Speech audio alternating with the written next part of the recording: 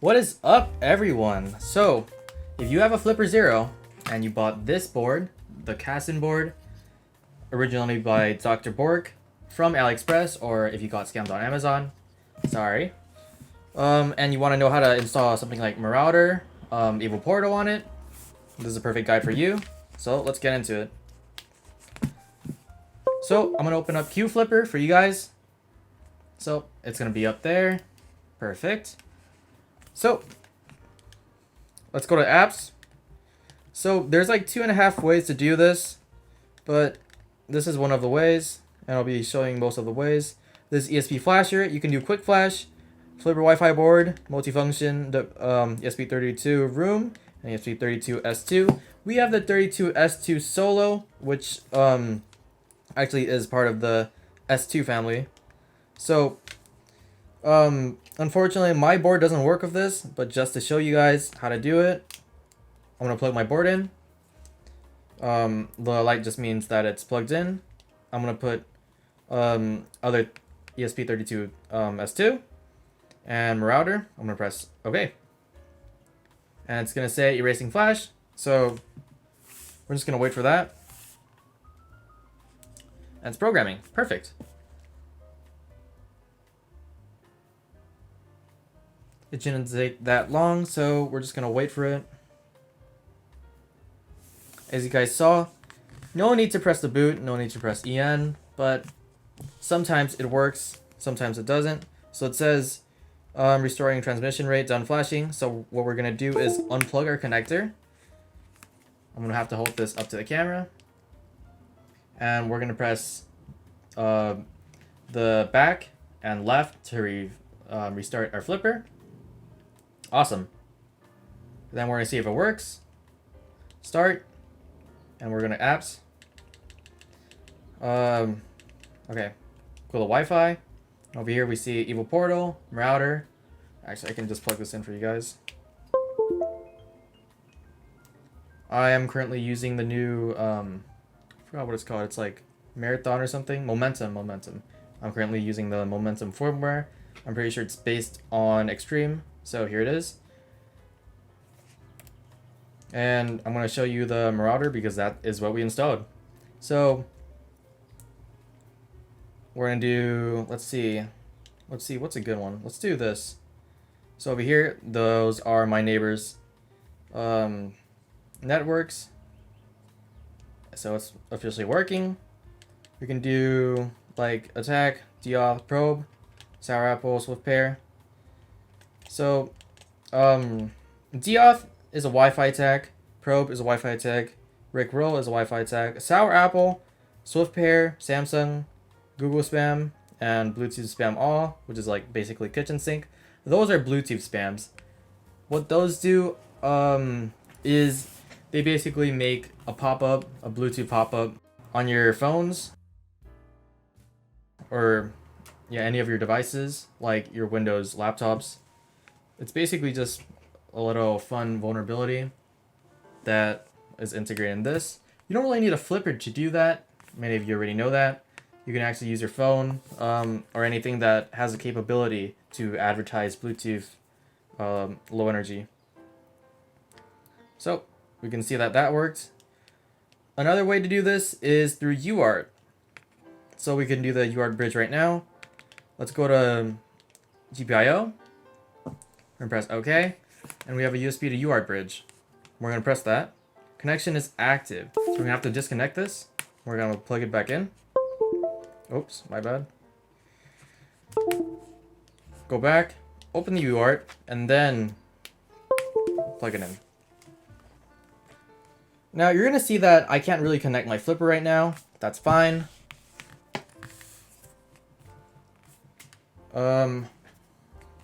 So what we want to do next is if you have the file for flashing from DrB0rk, that also works. There's actually an article for that. I'll actually go to that for you guys. Kasiin. So here is the tutorial by Kasiin himself, the Chinese maker. Let's translate it. So multi-board module, he has made 3 designs, but they all function literally the same. So over here, this is what we have. Over here, this might be a new revision. This is multi-port V2, so I'm guessing these two are basically the same. This one is a new revision because it has the NRF module inside the PCB. So over here, we see the method 1, method 2. These two basically use UART, so that's why I called it 2.5 methods. So what we're going to do is I'm using FZEZ Marauder Flash. It's basically what DrB0rk or the article said to use. Let's go back to that article actually. Over here, download the complete DrB0rk repository. So we're going to go here. And over here we have the Flash ESP tool. It's basically the same thing, but this has a lot more options. That's why I like to use that one. So what we want to do is either open CMD through run, or we can do Control-Shift, right-click, open PowerShell window here. Here it is. Now what we want to do is install all the requirements. So pip install our requirements.txt. We could just press tab autofill. What this does is installs all the modules, all the dependencies for the script to work. Next, we want to do Python, and then easy flash or easy install. Over here, we see Flash Marauder on Wi-Fi dev board or 32S2. That is what we want. We also have all these options for any other boards that you might have or you want to buy. So we're going to do 1. That's connecting. Make sure you don't have anything like this Q flipper in the background here. Sorry. So I'm going to close Q flipper. Make sure you close anything like the flashing tools on your browser.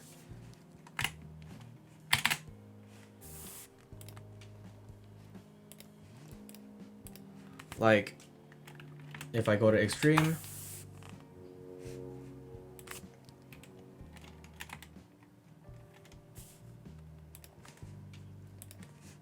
and we go to install, it'll say waiting for flipper, and over here there's like this chip thing. It just says this tab is connected to a serial port. We don't want any of those tabs, okay? So we're gonna do easy install again. Number 1, Flash Marauder. That's gonna say connecting.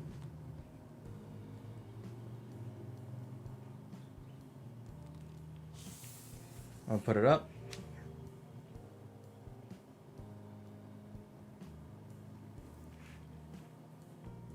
Right, timeout. That's not a good thing. Let's try that again. Looks like our flipper has crashed, so let's restart it. So let's do that. I'm going to open up UART through GPIO and USB UART Bridge. Just going to reconnect it. I'm going to press 1, enter. And over here we see data is going in, but no data is coming back. So over here we see failed to connect, but then we see a ton of data just came back.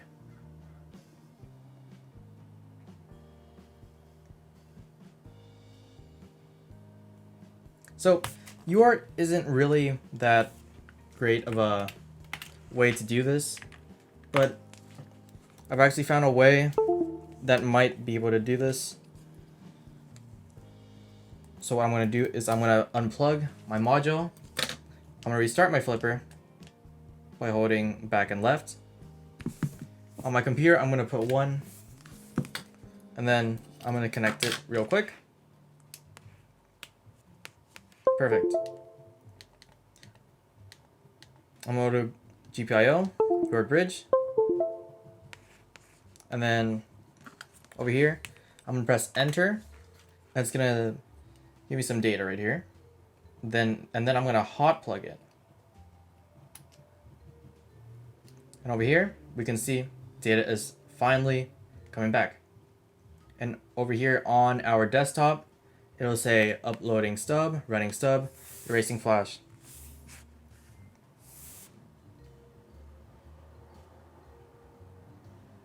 We're just gonna wait a little, waiting 5 seconds.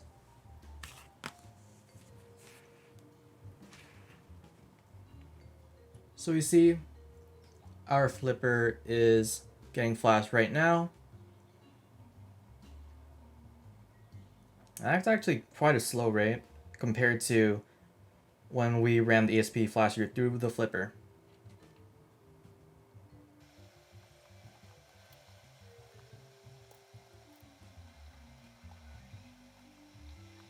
Awesome. So it says in our PowerShell that our ESP32S2 has been flashed with Marauder. What I want to do is disconnect it. I want to reset everything. So I'm going to do a power cycle by restarting my flipper. So I'm going to hold the back and left. It's going to restart. Perfect. Now I can go back and get QFlipper up so you guys can see what's going on. So let's try out the capabilities and see if it works. We have, oh, it just crashed. Let's try that again. All right, it's working now. And we're gonna scan APs. Everything works just like before. Let me just, perfect. We're gonna do station. Actually, nothing's coming up. Let's do list. And we have all these that we can actually attack. So if I do like select something, we can select and then select a number. We can select 1. Obviously, I'm not going to attack that network because it's not my network. And we over here have DrB0rk, Rickroll, Sour Apple, just like before. If you want to see the NRF capabilities, I'll show that right now. But NRF is basically plug and play. So what you want to do is you want to see, you see that switch, you want to turn it over. It says ESP32 right here. Well, I should have mentioned that you should have your module set to ESP32 beforehand. So over here SW, that is for the NRF. We're gonna move it. And right now it should be using the NRF.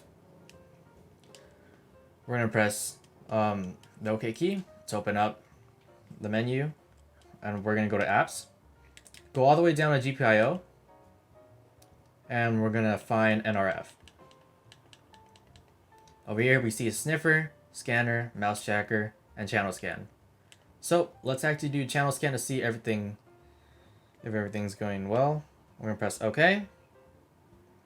And we can see some data is popping up here, or you can see on screen. Awesome. So everything should work.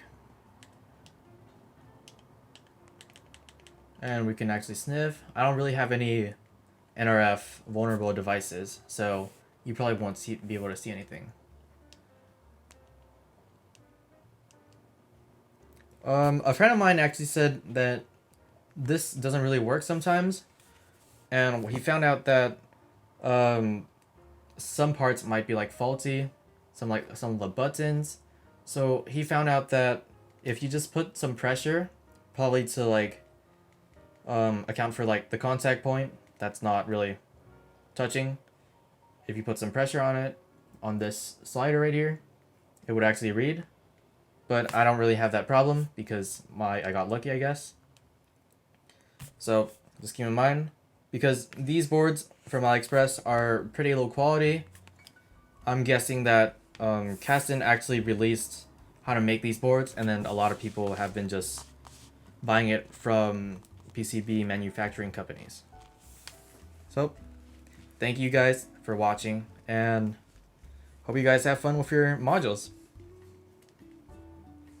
Peace.